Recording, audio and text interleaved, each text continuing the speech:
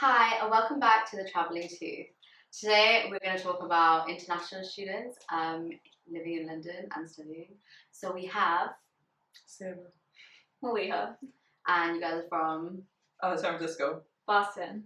So I have a bunch of questions for you guys. I have collated. What were you worried about before moving to London?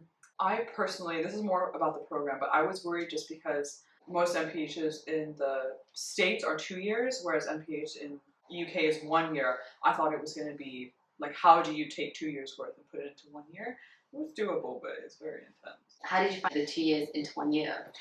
I think, well, obviously because it's a well-designed program, they know what they're doing. It doesn't feel unmanageable. You can do it. It's just, there's no break essentially, and it is a full year round the clock, no like summer term or anything like that. So manageable, but intense. Yeah. I think for myself, I just didn't have very much time from when I got in, so I had a lot of logistical things that I was trying to figure out before I came. Trying to find an accommodation, trying to make sure that my undergrad transcript was sent here properly, and contacting Imperial with the time difference. I was up 5 in the morning trying to call them, all that kind of stuff. Figure out the time differences and trying to call the administrative teams and all that in the beginning. It's obviously when you're in the States, it's very hard. Yeah, but it's just that time. It wasn't too bad, and like you said, when you get here, it's fun. Everything's kind of smooth sailing after that. Okay.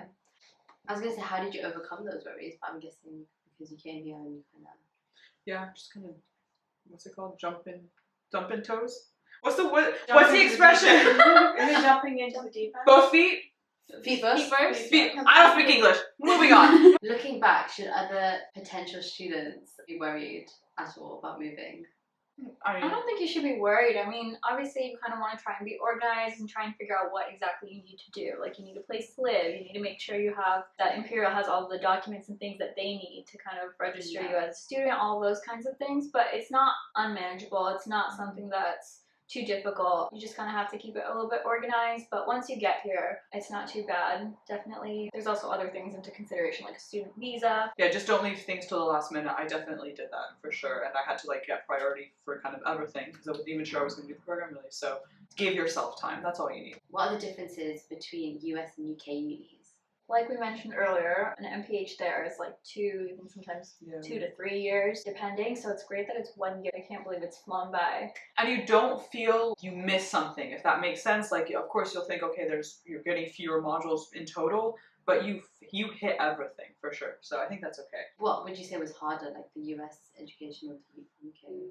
For me, it was that I just feel like in my undergrad, the professors make themselves very available to you. Like, there's office hours twice a week, and then you have seminars for each class and all that sort of thing. Whereas in the UK, and I'd heard about this, so I wasn't going into it blindly, but that it's a lot more self-directed study. Right.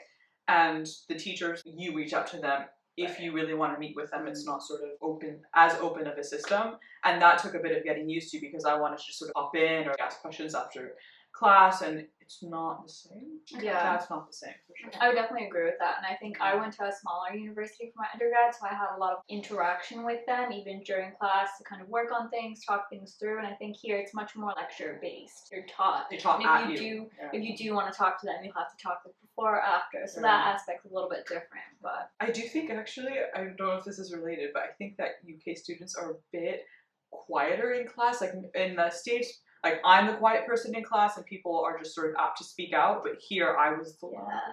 Because I honestly didn't anticipate it because I'm very shy and a little bit, but genuinely, they kind of have to ask, really push the students to interact a little bit, which was surprising. Yeah, no one speaks in uni.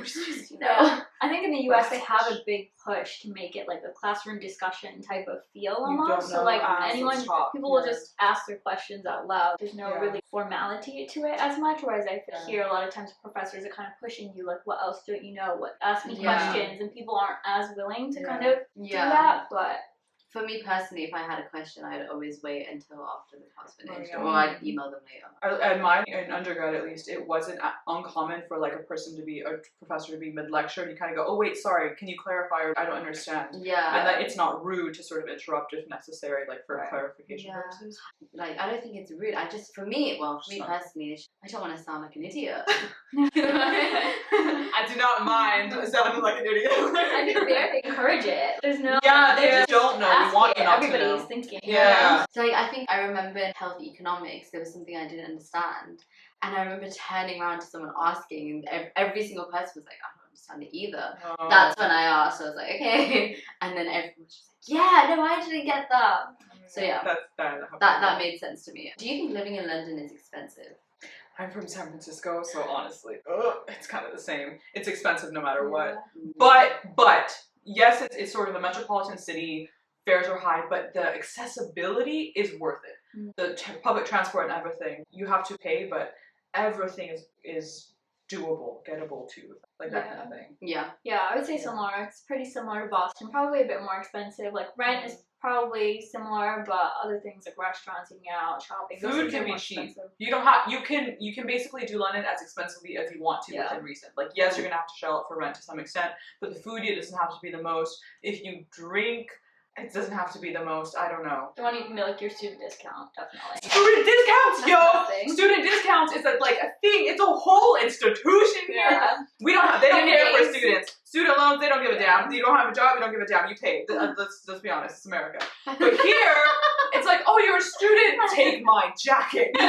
You're a student. Have my house. It's wild. It's That's not true. happening. That's true. Anywhere you go, ask for a student discount. Yeah. It's everywhere. It's wild. Download Unidays. 10 to 15%, student days. It's honestly, they practically give you food because they think you're poor, but you are, but it's But okay, well, next question is, what were your biggest culture shocks when coming here? I don't know if it's a culture shock, but I just love how like you'll be from London, but depending where in London you're from, your accent is so different. You just don't get that in the US. I mean, the US is big, we have different accents, different places, but it's much more regional. Here, it's like within East London's different than True, yeah. anywhere else. So that's kind of fun. Also, the music is fun. Just like the slang, the little lingo, go out with your mates, go get some fish and chips, do you feel like you those kinds of understood things. I got into it a little bit. I'm hoping I do now. So 1 year later. what I liked, at least it was not so much of a shock, but it was a very pleasant surprise, was I guess because central London at least is very concentrated. It's a very diverse city, like the Bay Area is very diverse as well, but very spread out, and you can absolutely have pockets where people necessarily need not interact. Whereas here, not just sort of the rich and poor divide, but also just the ethnic divide, I don't feel it as much. You'll go on one street and it can be bustling with one set of languages and people of one socioeconomic background, and they're just mixed with everything else. That I really liked.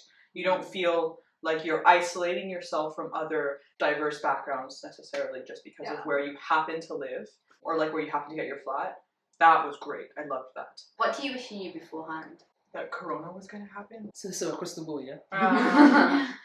Just go to a tarot reader. Student discount. I really wish I knew about student discount. Oh, I didn't capitalize on it at all. Yeah, neither did I. wait, who did no one tell you about you? Because I didn't think I it told was. them afterwards. She told us, but I was like, Yeah. student. What kind of? I was telling anybody who'd listen at Pagoda that first time we met. Or even the extent of student discount. Sometimes for it's lots. not like. There were some restaurants on High Street that would literally do £5 meals if you had a uni days. Something I wish I knew. It's not so much something I wish I knew as just something that I think you should kind of think about doing from the beginning is not isolating yourself to where you happen to end up getting your flat or where you end up living. Most things are very accessible and you kind of get comfortable doing your sort of day-to-day routine. But London, at least compared to what I'm used to, it's not a big city and you can absolutely walk it. Pretty much everything in central London is walkable. Yeah, you can take a tube 20 minutes, but you can really honestly walk it as well. And it feels very safe. So my advice would be really to just, if it's a two tube stop, just walk it instead. See a new area. You can't really get lost in London. There's signs everywhere, or you can sort of direct yourself with the river or whatever. Just kind of explore new neighborhoods. There'll always be something interesting. If nothing else, there'll be beautiful architecture, you know? How did you find your accommodation? So for me, I had to kind of find an accommodation really last minute, and I actually found it through Imperial. They had, I think on their website, it was for postgraduate students. It was called GradPad, and so that accommodation, basically a lot of postgraduates live there, not just Imperial students, but it's mostly Imperial students.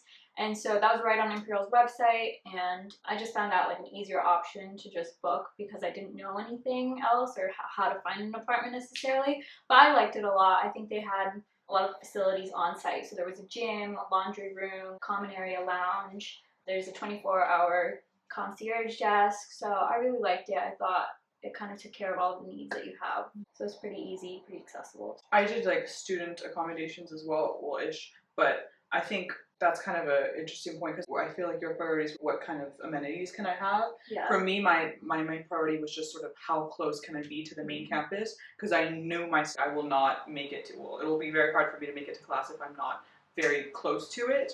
So just kind of consider yourself, and if you think I'd rather have sort of maybe a slightly bigger space or maybe my own personal flat or my own room or whatever, but willing to sort of commute it a little bit to make it more affordable versus I need to be as close to possible, as central as I can, but I'm willing to make these compromises. It's up to you.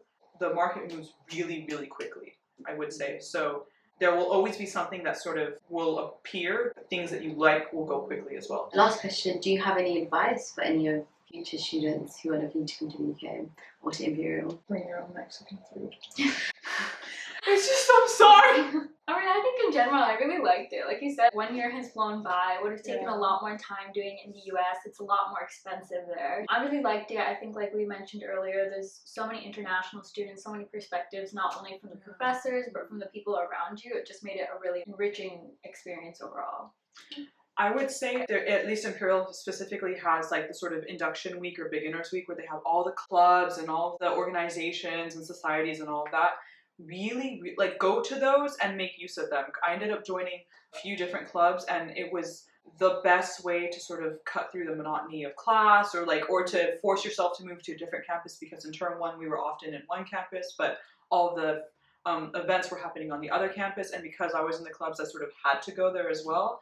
So it really gets you involved in, you know, interact with people, but also just in an environment that's beyond your immediate cohort. Society, there were so many things I didn't realize. Like we went to salsa. So yeah, we did salsa, and there's also like language exchanges. There's like club sports. I did volleyball as well. You can really do anything, and it's pretty postgrads and undergrads sort of interact as well. So if you want to sort of broaden your horizons in that sense, it's great. And you might just have access to instruments and stuff. Piano rooms. If you're into music or you do anything like that, there are piano facilities. There's also sort of a music center that has other things as well. So there are so many amenities on campus available, multiple gyms, things like that. But sometimes you do kind of have to look through the websites or basically just go to induction week because they sort of throw papers at you. Just take a moment. Yeah, I feel like a lot of things you don't know about it until you actually know. You don't want to know about it when it's too late. Thank you guys for being on the traveling tube. Yay! Where are we going next, traveling to? Oh, to the States! Yeah! No, not right now. But after COVID.